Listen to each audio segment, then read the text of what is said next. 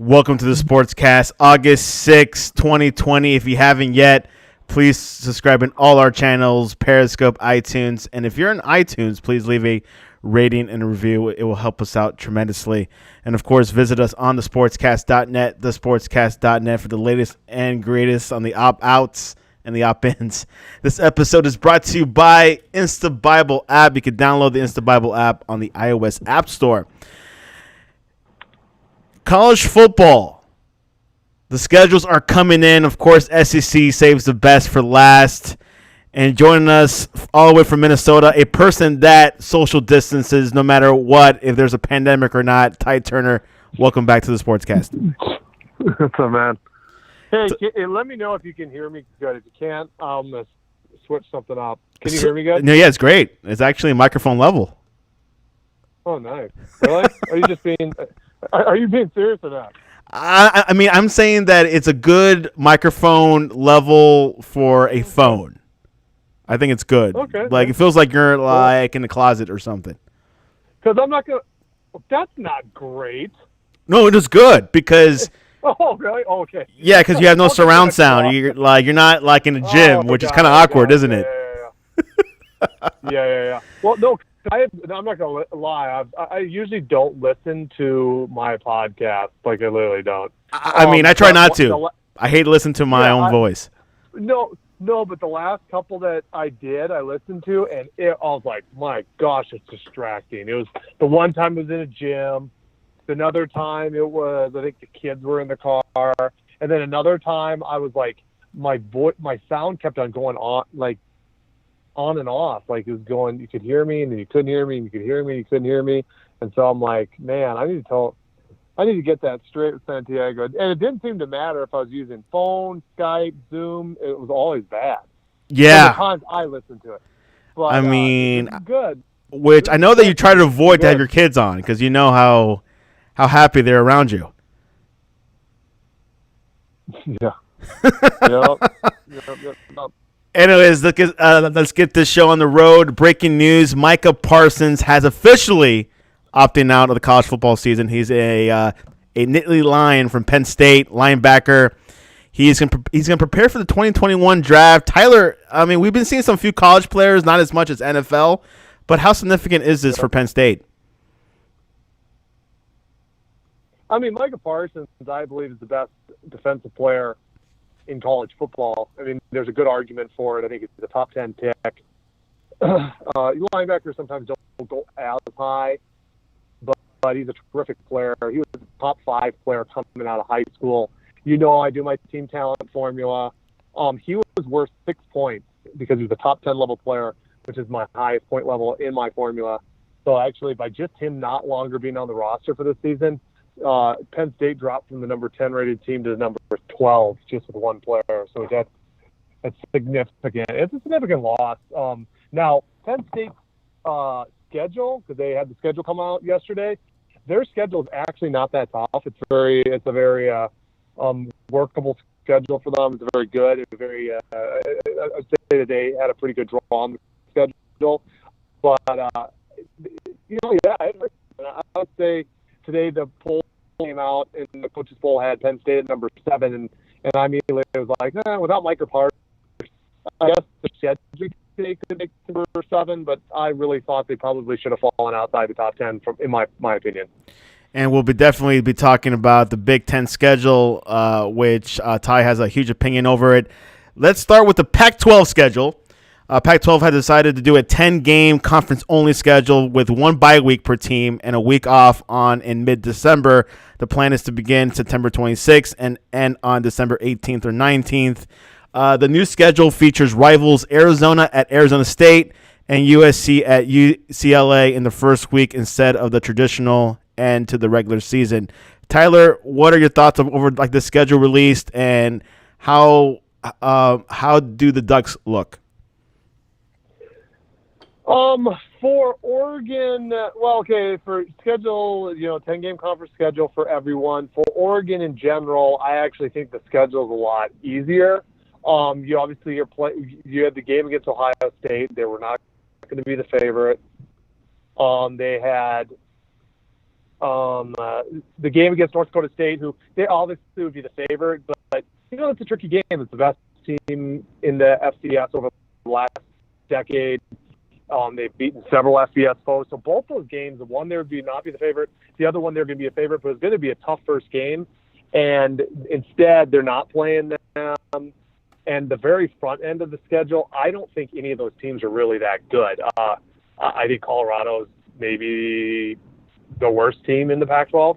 Washington State, they have a new coach. They never have a ton of talent. They made it off a lot of very, very good game planning and gimmicky offensive game calling by Mike Leach and good development to be able to be as good as they were. But overall, they're not a very talented team. They have a new coach, and they're already having some conflicts within that organization, just as the season has started. And then your third game, your home game's against Arizona State, who's the best team they're going to play in the first four games. But it's at home, and I think Arizona State is good in some parts of their team. Jaden Daniels is a good quarterback. They have some good young receivers and stuff.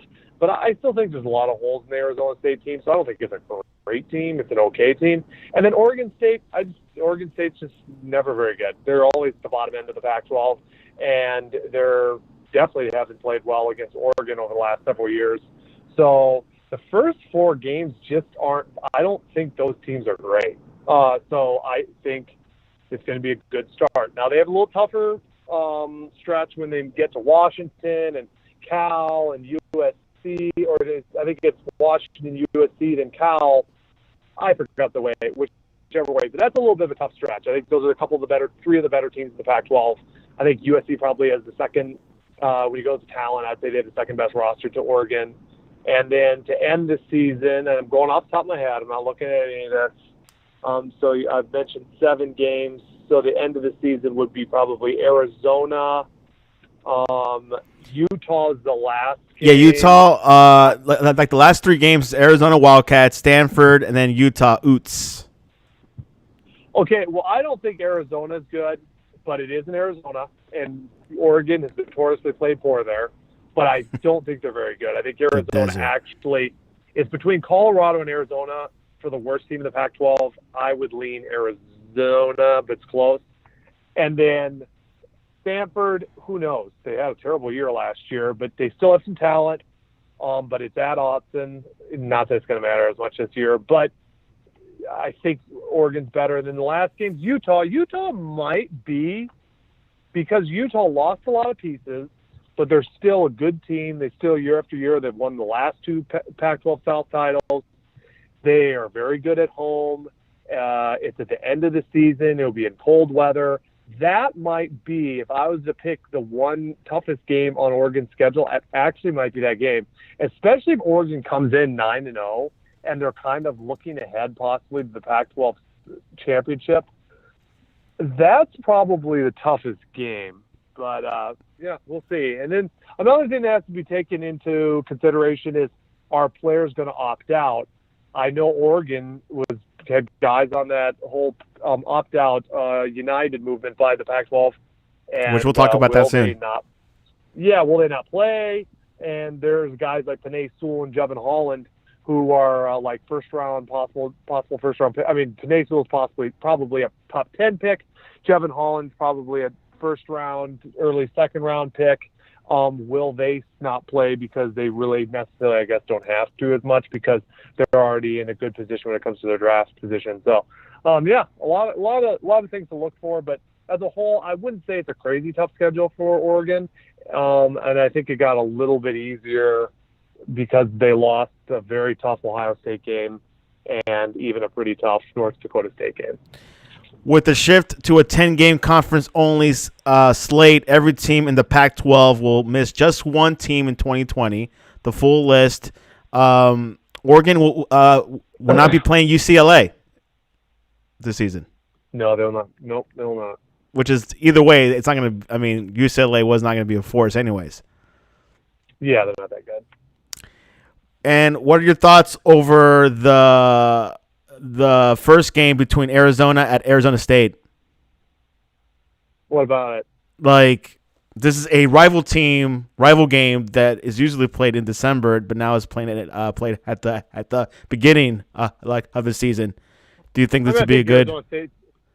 I think Arizona State's a little bit better. I mean, there's nothing interesting about the game. I mean, other than their rivals. How about USC at UCLA? I actually don't think that game happens the first game of the season. I think California is one of the slowest moving states when it comes to opening up stuff. Correct. Instead, they're closing down stuff. I actually think that game will get moved. I actually think that game might even be the last game, like it always is.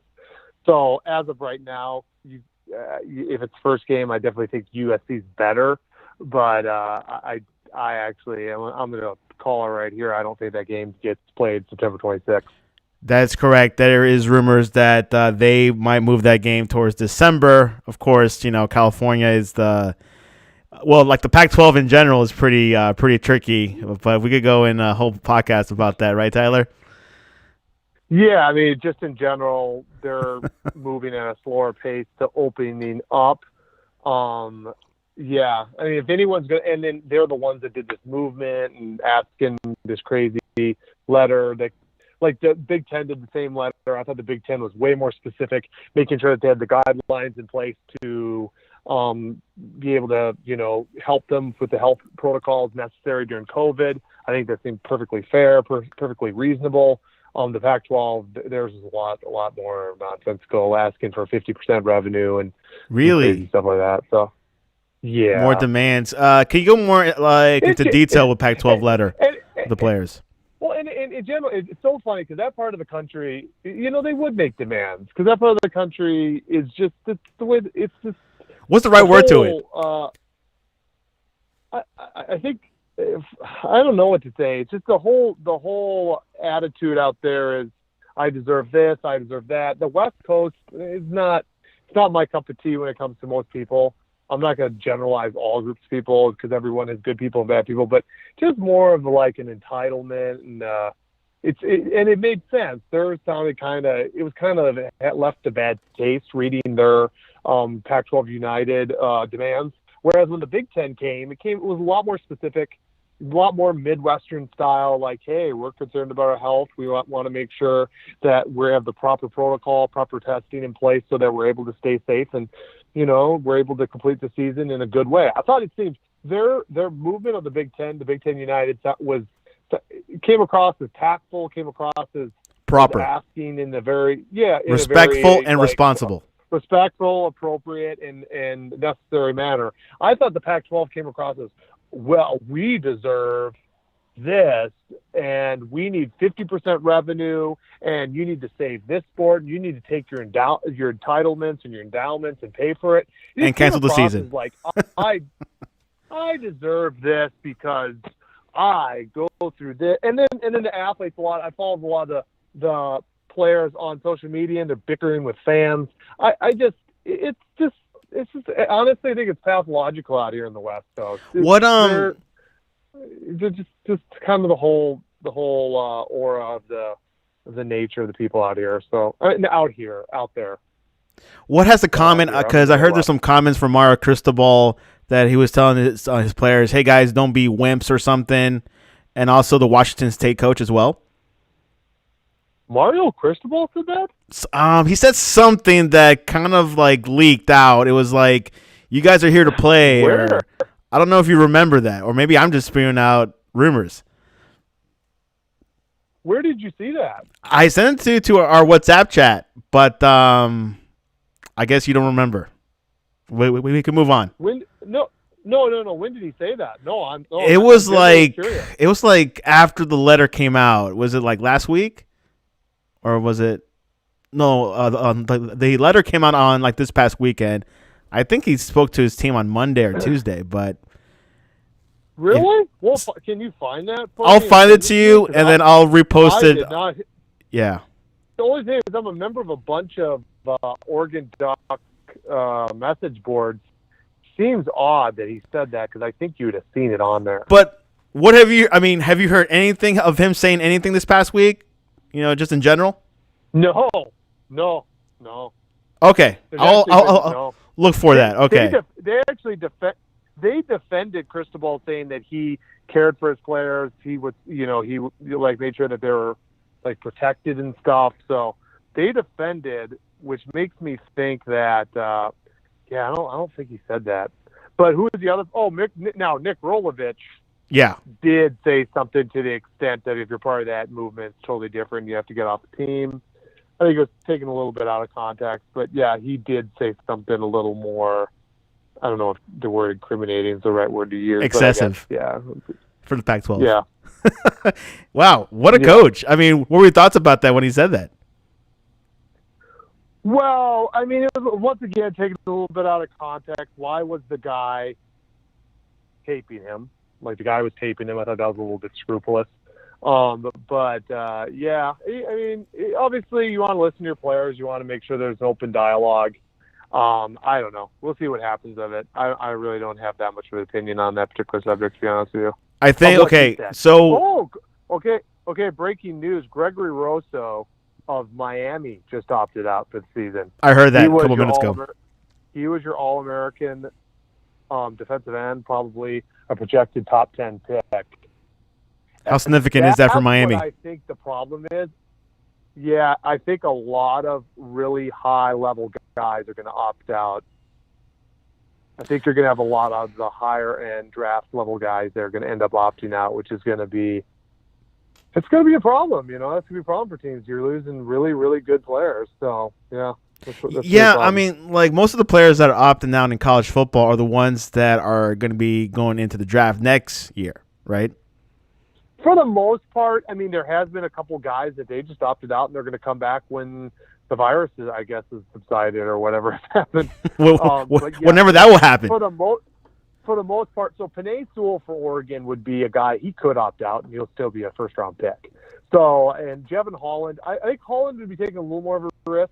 He's considered possibly a first or second-round pick, but he also is someone that's not necessarily an elite athlete. So by not playing, he could hurt himself. I think he'd be taking a little more of a risk. Penei Sewell could sit out and be perfectly fine. He's going to get drafted. So, but Willie, I don't know. We'll see. Some guys will, some guys won't. I would expect, I would a couple Alabama guys. You'd take a guy like Mosley and maybe Najee Harris. A running back would sit out. But none haven't yet. Interesting. Well, yeah. I mean, a couple days in. Let's see. When's the deadline? I don't think there is any. There isn't any. You can opt out any time. Interesting. There's no deadline. Yeah. I mean, you would think Nick Saban will probably persuade those players not to opt out. You would think? It's up to the player, man. I mean, if he thinks there's a possible risk and he's done enough to be a high-level draft pick, that's his prerogative.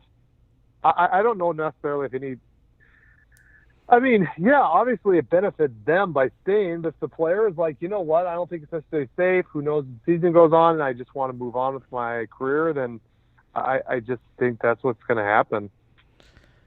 Let's look into Anything else for the Pac-12 before we move on to the Big Ten?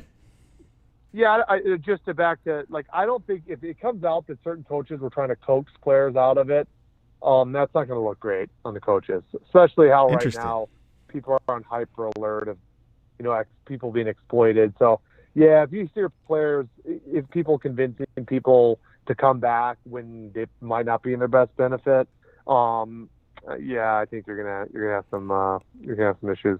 Doesn't look good. It'll probably look bad in the tabloids. Yep. Interesting. Oh, what? Did you hear? Oh, sorry. I'm looking at my phone. Did you hear about Jim Harbaugh? I didn't hear much about it. Do you know anything about the Jim Harbaugh and Ryan Day feud? No, all I heard that Jim Harbaugh took a pay cut. That's all I've heard so far. Okay, well, we should. But they bickered today on a Zoom call. That's funny. Interesting. Anyways, go look that up. Yeah, I will. Maybe during the show, which we're getting into the Big Ten. Their schedule also came out. One thing that I saw significant is that Michigan versus Ohio State will be played on October 24th instead of playing in the last week of the season. Was it last week typically, or is it in? Okay, it's played October 24th. How significant is that for you? Once again, every schedule is they're just arranging things as they can arrange them and putting them where they need to be put. So this season is just like, who knows? Yeah, which I was going to ask you. For me, it feels like an asterisk season to me. What'd you say? For me, it feels like an asterisk. It's just not all there, Tyler. It feels just it's not all there. You know what? Everyone keeps on saying that, but at the end of the day, if you win a national title, you'll win a national title. That's true. I'll give you that. Well, people keep on saying it's an asterisk, you don't count it. If you win the national title, it will always say in 2021 is when the title will be awarded. But in 2021, it will always say the same national champion. So your goal is to win national titles. At the end of the day, if they finish the season, do the college football playoffs, and have a champion, there's going to be a champion. So no matter if you win it on this crazy, weird, half-done season with conference only and all these cancelizations, if you win the national title, you win the national title. So I do agree with Tyler. No matter what, it's like in sports, if it's a low-scoring game, it's a win is a win. That's what it is. If it's a 2-1 win, it's a win. That's what mattered most. Right. And you will not, like I said, you'll get the same trophy from last year. Yep. Nothing different. National champion's a national champion. There'll be less bowl games this year. Did you hear about that? Yeah, I have a feeling there will be. Yep. Anyways, another analysis from the Big Ten schedule. Wisconsin, people say, has the easiest schedule. They went from playing Ohio State and Penn State to not. Yep, I saw them, and I think they added Rutgers. Their schedule's really set up for them to be 9-1, or 10-0. So yeah, nice setup for Wisconsin. And they also say Ohio State has an easy schedule, and Michigan has the toughest schedule. Yeah. And Penn State, and Ohio State, I don't think their schedules are very tough. Wisconsin, Penn State, and Ohio State. So I think Ohio State will be like, if I was going to have to pick a college football playoff off the top of my head, and obviously the SEC. The thing is the SEC has not been released yet. But even when I saw that Alabama schedule, league schedules, Alabama's playing. Alabama's schedule is weak. No, I mean, like, hey, it was a leak schedule, which. Leak. Oh, I thought you said weak. I'm like, that was. No, yeah, it's not weak. That second half of the schedule is brutal, but it is SEC. I mean, I would expect something tough like that. No, but it's even like, I'm going to go back and look. So the top 25 was released by the coaches today. Alabama would play Georgia, who's number 4, LSU, who's number 5, Florida, who's number 7. I think A&M, off the top of my head, was number 13, and Auburn was number 11. That's 5 top 15 teams, including 3 top 10 teams. That's a tough schedule. That's what you expect from the SEC, man. So when I look at that, and I look at all Florida playing Georgia, and Georgia playing Alabama, and Alabama, Florida, and even throwing in Tennessee as a borderline top 25 team, and then you throw in Texas A&M and Auburn. When you look at those teams playing each other, could the SEC? So you have Ohio State, cakewalk schedule. They go. Let's just say they go 10-0. Clemson's schedule is a little more difficult. They got Notre Dame playing in November. And North Carolina also they play New Tech, so they play, I think, 1, 2, 3 in the top 25 teams during the season, and then they're going to probably play another one in the championship. Clemson would have earned a little more of an 11-0 record this year, or 12-0. I think they play 11 games. So let's just say, for the hypothetical, Clemson's undefeated, and then you got Ohio State's undefeated. Let's say Oklahoma goes through and is undefeated in the Big 12, and then you have Oregon undefeated. Does the SEC get left out? Because I could totally see a one loss being the champion there, and every team having one loss. If all the other conferences end up with undefeated teams, does the SEC? Is this the way you get the SEC out of the playoffs? Is by having a COVID-shortened season and a conference only, where all these really good SEC and tough SEC teams all have to play each other and they kind of eat each other, whereas other conferences like Oregon plays 2 top 25 teams, and Ohio State, I think, plays 2 top 25 teams, and and Clemson plays a couple, and Oklahoma plays a couple, but not to the level of five top 15 teams. I don't know, So, man. yeah. I mean, I think I the waiting think for this is going to be quite different this year. I don't think anyone will come out like undefeated from the ACC. That's for sure. At best, one loss. From the SEC, yeah. Yeah. I mean, when I looked at that schedule, I'm like, I don't think Alabama would be undefeated. I think they'd lose one game. What? Okay, so your prediction is just one loss, or because I mean, I could see them losing 2 or 3. I still think they're a great team. They're second most talented roster on paper. Their quarterback's a little bit up in lurch, but you still have Bryce Young, the number 1 rated quarterback in the country, prospect, and you have Mac Jones, who's a very solid quarterback. So, I still would lean to them only losing one game, but yeah, I mean, where are they playing Georgia? They're playing. Well, does it really matter? Where are they playing Florida? Does it really matter? Where are they playing? Well, okay. No fans? People keep on saying it doesn't. Yeah. Well, okay. First of all, I think there's going to be some fans. I think people are gonna figure out a way to get some fans. In November. I just feel it. Maybe. Yeah. I mean, or even like a little bit. And another, the away team still has to travel. The away team is still playing at they're still playing in a place where they're not comfortable. It's not like they play every day and every week. There's also travel and playing in what they're not used to, and there could be still a fan advantage. There also could be like the Zoom or fake fans and the fake noise, and that could give a slight advantage to the home team. So I could see it's. I still think it matters a little bit. Not like it normally does, but I still think where it normally is like 75-25 advantage for the home team. I'd put it more at like the 60-65 advantage, but I still would give it an advantage to the home team. The only place that where it matters if you're playing at a tough weather area or at a high altitude like Colorado. That's the only thing I see. Yeah, I mean, actually, so immediately saying that, like a place like Utah, yeah, high altitude has pretty bad weather at times. Yeah, like that's why I think that's the toughest game for Oregon, because if Oregon at the end of the season goes into like a bad weather stadium with a high altitude, and it's still at Utah, I think that's a tough game. But going to the big house with no one there in October, not much. Yeah, I mean, a lot less. Yeah, I mean, even when you're pumping in nose, it. No one's gonna. I mean, I'm not sure in college football if they throw things to players. I don't know. I mean, I've seen it in soccer a lot, but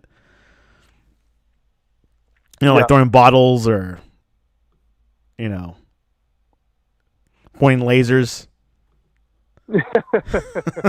That's whatever advantage you can get, right? Exactly. Okay, let's go on to the ACC. The only big matchup that I saw there was Notre Dame versus Clemson, which will be November 7th. That should be a good matchup. That is going to be whoever wins that. It's going to be the best of the ACC, don't you think? Yeah, I mean, it's a good. Once again, I think that they have a really good team. Notre Dame. I think they're they have top 10 talent. I think they have a team good enough in place. They have one of the better coaches in college football. They have a 2-year starter at quarterback. They have experience on both the offensive and defensive line. They have some talented players in the offensive defensive line. I like the Notre Dame team.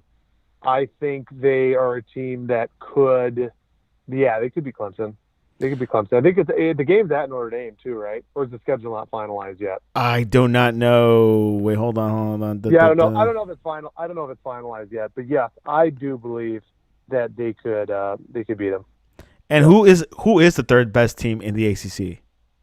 You think? Probably it's between North Carolina and Miami. Okay. Now it's not a great loss right now. Seeing that Gregory Rousseau, he was All-American level player, top 10 level pass rusher. That's a bad loss for Miami on the defensive line. I'm going to lean North Carolina because I like Sam Howell. I like Derek King from Miami. I just think Howell's probably a little more consistent quarterback. King's a very good athlete, but I don't think he's quite the consistent player like of a Howell. So I'm going to lean North Carolina as the third best. And our alma mater, Liberty University, will be playing 3 ACC teams this year. Yeah, I'll actually, since you're asking me ACC, Big Ten, Pac-12, 3 best in the ACC, I'll go Clemson, Notre Dame, and then a significant gap, and then I'll go North Carolina. Big Ten, I will go Ohio State, Penn State, and I'm going to go Michigan, Wisconsin. I'm going to say the tie. It's a tie between Michigan and Wisconsin, and I think Penn State, Wisconsin, and Michigan are all pretty close. 3A, 3B. Big gap.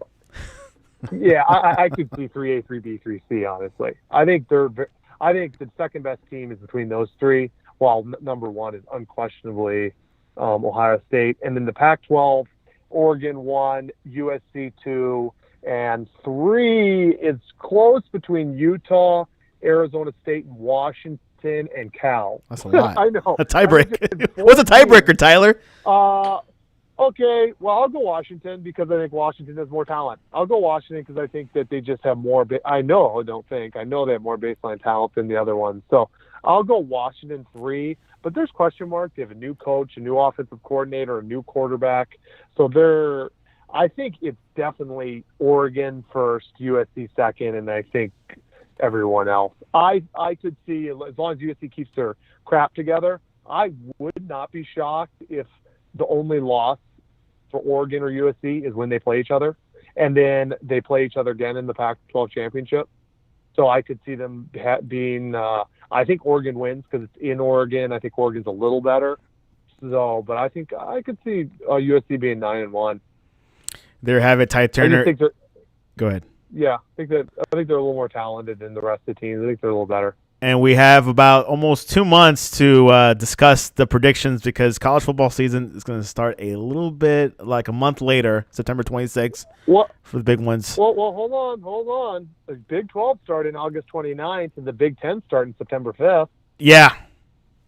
Yep, my bad. August. Wow, that's weird. Yeah. Everyone's starting at different times.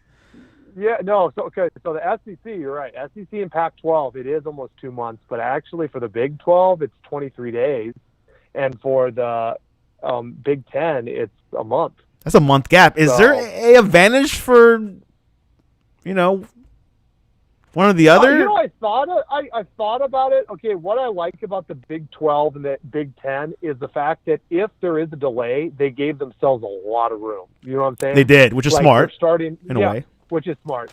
But if there isn't, they have a long rest between their last game, the end of the season, and the college football playoff, where the Pac-12 and the SEC don't. Now, you could say two different things. You get rest because you can rest up and get players healed, but you also can get flat. Yeah. I remember last year Ohio State had a pretty big gap, and they looked really flat when they played against Clemson. It depends. And with the team with the less rest, will have momentum carrying over. Yeah, they could be hot, and they don't have to sit very long and just keep on going. So a couple different ways to look at it. This is interesting.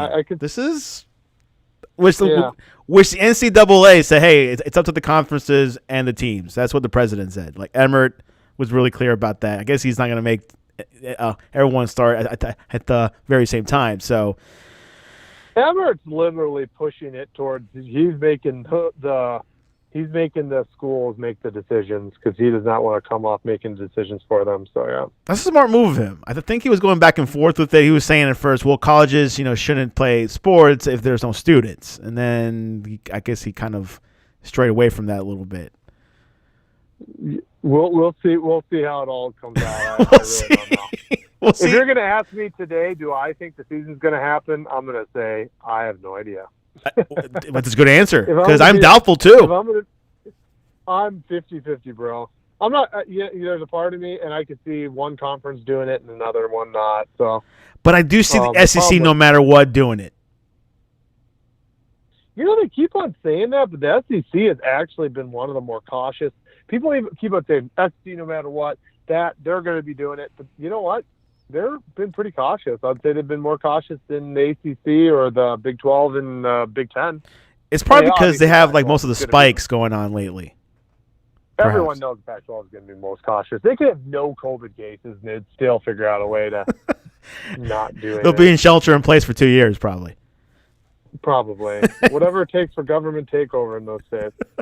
Anyways, Tyler, give us a quick update on the talent pool, your talent formula, and what's going on with the recruitment lately. Yeah.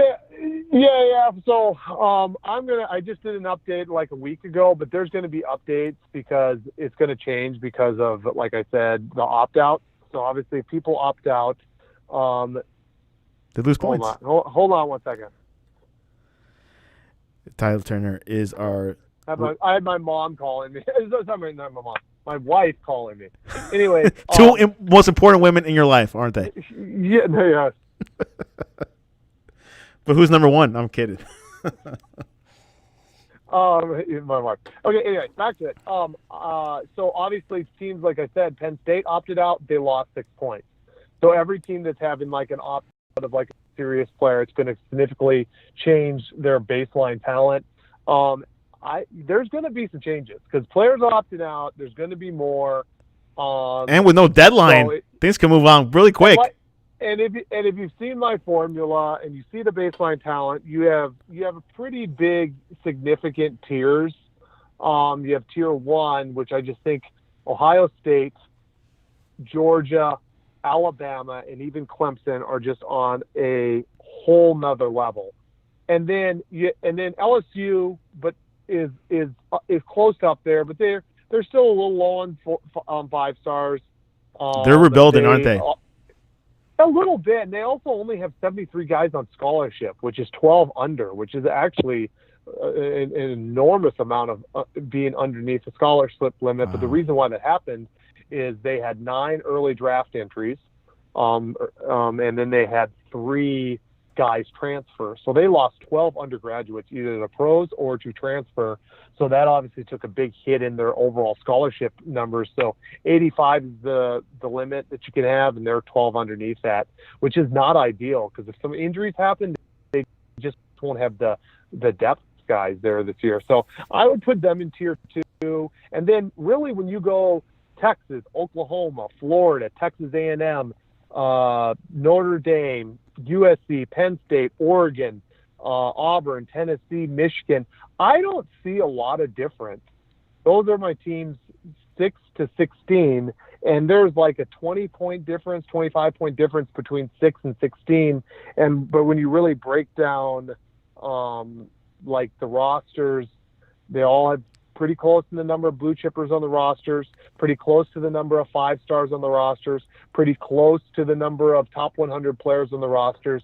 So let's say, hypothetically, a team like Penn State, they already lost Micah Parsons. Let's say they have another couple guys sit out. They could have gone from having the 10th most talented roster to the number 13, 14th most talented roster by just losing like 2 guys. That's how close it is in that range. You have a team like Oklahoma, who's already lost the 5-star to season-ending ACL surgery. They have another former top 10 player, 5-star, that is going to miss the first part of the season because he had a serious knee injury. They have another former top 100 player that's going to miss the first 6 games due to suspension. So right there, you're taking those guys off the roster, and they're dropping down a little bit in their overall talent. So it's pretty close in that tier 2. Tier 1, those top 4 teams of Alabama, Georgia, Clemson, and Ohio State, they're significantly more talented than the rest of college football right now. There's a gap going on. Yeah, it's pretty significant. Anyways, give us a recruitment update. I know that Alabama is hot in the trail when it comes to recruitment for the class of 2021. Give us an update on that. Yeah, Alabama's rocking it out. Ohio State's number 1 class in the country for a while. They were having an amazing class. Clemson's number 3. My Ducks are 4. Oregon's doing really well. I think Oregon's going to get the commitment of a couple other top 100 guys here in the next couple months, and they're also in the top 2 or 3 of a couple 5-stars. I could actually see Oregon, if they're able to have a good season, able to go out there, win another Pac-12 title. I think Oregon's able to finish with a top 5 class, I really think, which would put them in almost, they'd be in that borderline first tier of talent, which would be amazing. Obviously, as a fan, I'd love that. Who else is having a good class? I think it's Miami. a good class for like a Michigan, Miami. Miami is a very good class. A couple 5-star commits. They're also leading in the crystal ball for another one. Let's go, Manny. So they've had a good class. Yeah. There you have it. The only thing is you have to worry about is if they go out and have a bad season, that could hurt their momentum. They could have some decommits. They need to go out and have a good season, because if he goes out and has a 6-6 team, that really could hurt some of the positive momentum on the trail. That's recruitment implications. Yeah, players want to see success on their end, of course, and hopefully, choose Miami. I know that there was one player that flipped from Florida to Miami. I think it happened today. Oh, yep, I saw that. Yeah, so we'll definitely keep you guys up to date. Tyler is on top of the recruiting game. He knows about the Brockermeyer brothers going to Alabama. Yes, but good players. Alabama, once again, is doing really well. They do good every year.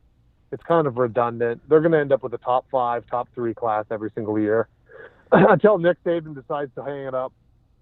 Which we don't know when the end of sight that will be. Of course, according to Justin, he's Alabama coach eternally, all the way to the end of the world, which we don't know when that will be. That's an easy team to be a lifetime fan of. Very They've only easy. won more national titles than any other school in the history of college football.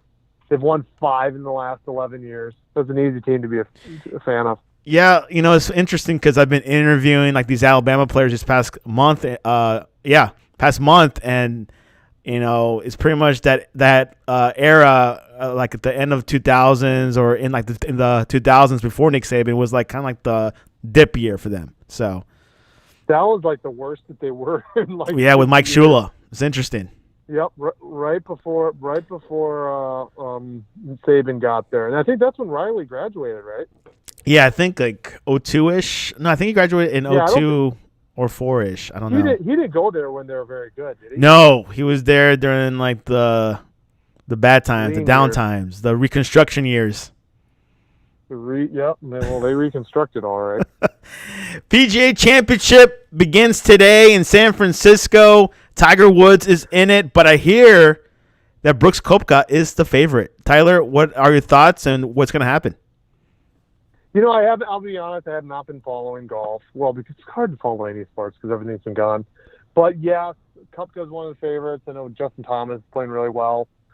But it's Tiger. It's all about Tiger. It's a whole lot of follow, and he's playing decent today. He's 2 under after 15, so hopefully he can continue just to have a solid. I'd like to see him be like 2 under today, and maybe like 4 or 5 under tomorrow, and then really give himself a chance going into the weekend. It's it's a pretty tough golf course. Obviously, any of the majors are. So just hang in there, be consistent. Don't do anything too much, but hit your shots. And of course, Bryson. How you say his last name? DeChambeau. DeChambeau. He's also one of the favorites. He's great lately, so we'll see how things go. The championship should got all big. Yeah. Should conclude on Sunday, and we'll have Tyler predict what's going to happen. And Rafael Nadal has opted out of the U.S. Open. He did. I don't know why, but his choice. I mean, tennis and golf is probably one of the most social distance sports. I mean, you don't really need to be close to anyone at all. So yeah, same for NASCAR. Opted out. But anyways, his choice. Predictions: who will win the PGA Championship? I'm not going with Tiger. Tiger. I don't know if he's going to win it. I'm kind of kidding. A lot of people are saying that he's not going to win it. Yeah, I'd actually lean towards he's probably not going to, because he's not played very much this year. But he's not playing bad today. He's playing pretty good. He's definitely hitting his stuff. His short game's good. He's a little rocky off the tee, but his short game seems to be pretty solid. And it's kind of a weird course. It's not a super long course. The weather's not great. Yeah, like they're all wearing sweaters. It feels a little bit cooler or something. Yeah, but if he plays good in that short game, he can give himself a chance. So we'll see. Tyler Turner, a man that watches golf but does not play golf. Question I do not. Of the day: what is your favorite breath mint? Choices are Icebreaker, Altoids, Tic Tac, or Mentos. Say again. Icebreakers, Altoids, Tic Tac, or Mentos? Maybe Tic Tac. Tic Tac Tic Tac. is second place, tied with Altoids. Tic Tac. Icebreakers is winning the poll at 42%. Altoids and Tic Tac are tied at 28%. Mentos is at 0. Icebreakers too. I'm a big Mentos fan. I do like icebreakers too. Icebreakers are like the ones that are chewable, and they like really freeze your mouth a little bit. Yeah, it's kind of nice. You could go to our Twitter account and vote. You got a couple hours. You got till tomorrow, till 8 in the morning to vote. What is your favorite breath mint? And see which is your favorite and what is the best. Sportscast pretty accurate account of what is the nation all for, or actually it's global because anyone can vote outside of the states. So definitely that. Anyways, Ty Turner, what is the best way to reach you to avoid left-wing politics? At TurnerCast. I don't really talk about it on there. No, yeah, exactly. Here at the Sportscast, I want to make an announcement. We don't shove left-wing politics on this show or on our Twitter account, so you're safe with us. We're not ESPN. They're not even a sports channel anymore. Hey, ESPN, they have their stick going on right now, man. I have no idea. I haven't watched. You're not missing anything. You swear that they were a political network. It's kind of pretty ridiculous. Woke Center. There you go, bro. Anyways, you can reach us at thesportscast.net. Ty Turner S at the TurnerCast. You can reach us at thesportscast.net and the Sportscast 1. Tomorrow, we'll be talking a little bit more college football. We got a new guest coming in, and he'll be auditioning, so we'll see how that goes. And Ty Turner, great show. All right. Thanks, man. Have a good one.